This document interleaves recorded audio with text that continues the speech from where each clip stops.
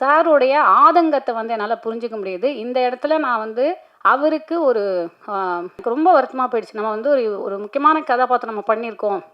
ஆனால் நம்ம இந்த மாதிரி ஒரு இடத்துல நம்ம வந்து உட்காத்தி வச்சுட்டாங்களே. ஏன்னா மேடைக்கு நான் கூப்பிடவும் இல்லை. கோமாளி அப்படிங்கிற திரைப்படத்தில் நான் இதை சில மேடைகளில் நான் சொல்லலை, ஆனால் ஒரு சில பேட்டிகளில் சொல்லியிருக்கேன்.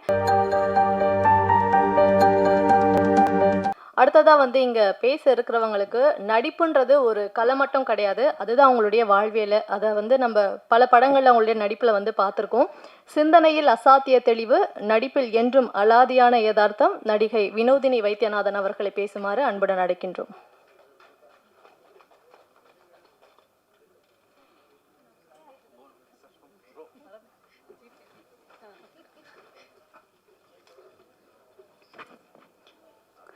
மேடையில் வீட்டிற்கும் சான்றோர்கள் அனைவருக்கும், இங்கு வருகை தந்திருக்கும் ஊடக நண்பர்கள் அனைவருக்கும் என்னுடைய முதற்கண் வணக்கங்களும் நன்றிகளும். பொதுமக்கள் அனைவருக்கும் என்னுடைய நன்றிகளும் வணக்கங்களும். ஊடக நண்பர்கள் உங்கள் எல்லாருக்குமே தெரியும், சமீபத்தில் வந்து நடந்த டபுள் ஆக்குபன்சி, அப்புறம் நூறுசாமி, ஜிடிஎன் பட விழாவில் என்னால் கலந்துக்க முடியல. அதுக்கு காரணமும் நீங்கள் தான். ஏன்னா நான் நடித்த படங்கள் போன வருடத்துலலாம் நீங்கள் கொடுத்த ஆதரவில் இந்த வருஷம் எனக்கு வந்து நிறையா கமிட்மெண்ட்ஸ், நிறையா ப்ரொஃபஷனல் கமிட்மெண்ட்ஸ், நிறையா படங்களில் நான் வந்து நடிச்சிட்டே இருக்கிறதுனால இந்த படங்களில் வந்து என்னால் கலந்துக்க முடியல. அதனால் தொடர்ந்து எனக்கு மட்டும் இல்லை, இங்கே இருக்கக்கூடிய அனைவருக்கும் நீங்கள் கொடுத்து கொண்டிருக்கக்கூடிய ஆதரவு, சின்ன படங்கள் பெரிய படங்கள் இல்லாமல் அனைத்து படங்களுக்கும் தொடர்ந்து நீங்கள் கொடுக்குற ஆதரவுனால தான் நாங்கள்லாம் வந்து இன்றைக்கி இருக்கோம்.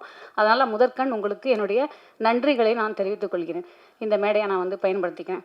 ரெண்டாவது, இன்றைக்கி வந்து எடுத்த உடனே வந்து ஒரு பிரபஞ்சம் வந்து எனக்கு ஒரு விஷயம் சொன்ன மாதிரி நான் ஃபீல் பண்ணுறேன். அதுக்கு வந்து மன்சூர் அலிகான் சார் இந்த ஆல் பாஸ் திரைப்படத்துக்கு கரெக்டாக அந்த ஆடியோ லான்ச்சுக்கு ஒரு கண்டென்ட் கிடச்சிருச்சு அப்படி தான் சொல்லணும்.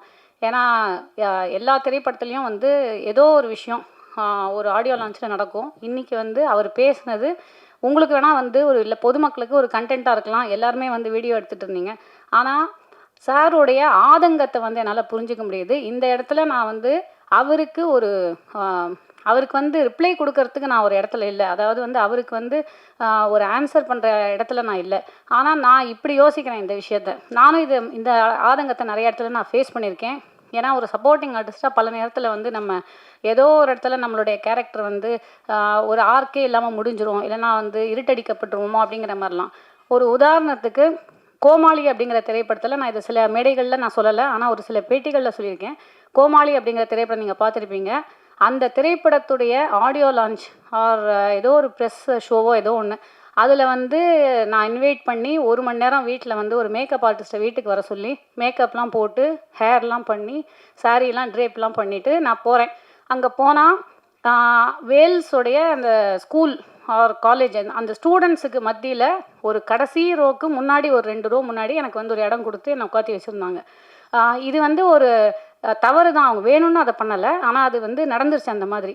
அப்போ நான் என்ன பண்ணிட்டேன்னா, எனக்கு ரொம்ப வருத்தமாக போயிடுச்சு. நம்ம வந்து ஒரு முக்கியமான கதாபாத்திரம் நம்ம பண்ணியிருக்கோம், ஆனால் நம்ம இந்த மாதிரி ஒரு இடத்துல நம்ம வந்து உட்காத்தி வச்சுட்டாங்களே. ஏன்னா மேடைக்கு நான் கூப்பிடவும் இல்லை. நான் என்ன பண்ணிட்டேன், சரின்னு சொல்லிவிட்டு என்னோடய டிரைவருக்கு ஃபோன் பண்ணி வண்டி எடுத்துருப்பா, நான் வந்துடுறேன் வெளியில் அப்படின்னு சொல்லிவிட்டு நான் வெளியில் வந்து அப்படியே வீட்டுக்கு வந்துட்டேன்.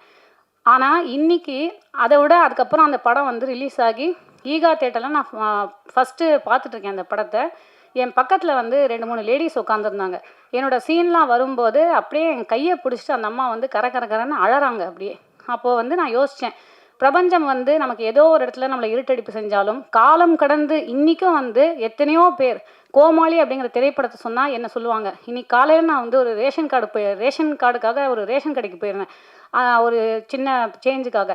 அந்த இடத்துல கூட அந்த கோமாளி படத்தை வந்து சொல்கிறாங்க. அப்போ நான் என்ன நினைக்கிறேன்னா, ஒரு ஆர்டிஸ்ட்டுக்கு எங்கே நம்ம இருட்டடிப்பு இந்த இதுக்குள்ளே நடந்தாலும், ஒரு இடத்துல நமக்கு வந்து இருட்டடிப்பு நடந்தாலும் நம்மளுடைய ஒவ்வொரு கதாபாத்திரமும் காலம் கடந்து நிற்கும். அதனால் வந்து அந்த ஆர்கானிக்காக மக்கள் மத்தியில் நமக்கு கிடைக்கக்கூடிய செல்வாக்கு அப்படிங்கிறது யாருமே இருட்டடிப்பு செய்யவே முடியாது. பிரபஞ்சம் அதை வந்து பார்த்து கொள்ளும்.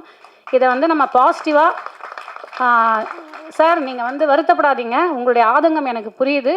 ஆனால் இதுதான் வந்து உண்மை. காலம் கடந்தும் நீங்கள் வந்து செஞ்ச ஒவ்வொரு கேரக்டரும் உங்களுக்காக நின்று பேசும். மக்கள் மத்தியில் இன்னும் தமிழ் ஜனம் சினிமா எவ்வளோ வருஷம் இருந்தாலும் நம்ம எல்லாரும் ஒவ்வொருத்தரும் வந்து அந்த ஸ்க்ரீனில் நம்ம வந்து தெரியும். அதனால் அது வந்து நம்ம அப்படி எடுத்துக்க வேண்டிய அவசியம் கிடையாது. இன்னொன்று வந்து ஜிடிஎல்ல நான் நடிச்சிருக்கேன், ஒரு சின்ன கதாபாத்திரம் பண்ணியிருக்கேன். நூறுசாமி பாருங்க, நான் அதில் ஒரு சின்ன கதாபாத்திரம் பண்ணியிருக்கேன். நம்ம சொல்கிற இடத்துலலாம் வந்து நான் யோசிப்பேன். எனக்கு பல படங்களில் வந்து நம்ம அங்கங்கே தெரிஞ்சுட்டு போயிடுறோம். ஆனால் இந்த படத்தில் நான் முதல்ல வந்து 2 பேருக்கு நான் நன்றி சொல்லணும் அப்படின்னு நினைக்கிறேன்.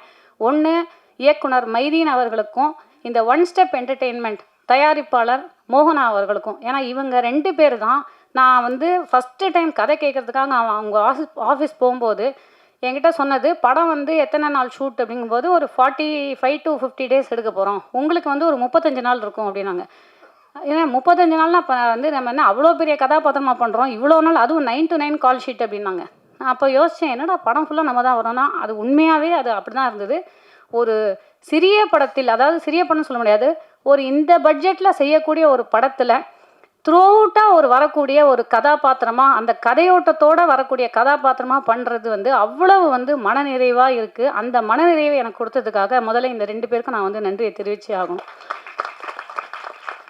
இயக்குனர் அவர்களை பற்றி சொல்லணும்னா, அவர் வந்து நாங்கள் ஒரு விஷயம் அவர்கிட்ட இப்போ வந்து இந்த அசிஸ்டன்ட் டைரக்டரோட பேசிகிட்டு இருக்கும்போது அவங்க வந்து சொன்னாங்களாம், இந்த மாதிரி இது வாங்கணும், பொன்னாடை வாங்கணும் அப்படின்னு சொல்லிட்டு. அவர் சார் சொல்லியிருக்காரு, பொன்னாடை வேணாம், எல்லாருக்கும் யூஸ்ஃபுல்லாக வந்து டவல் கொடுத்துருங்க அப்படின்னு சொல்லிட்டு. அதுக்கு வந்து இந்த மாதிரி தான், இதுதான் அவருடைய ஒரு பேசிக்கான வந்து ஒரு பொதுநலன் கருதுகிற ஒரு மனப்பான்மை.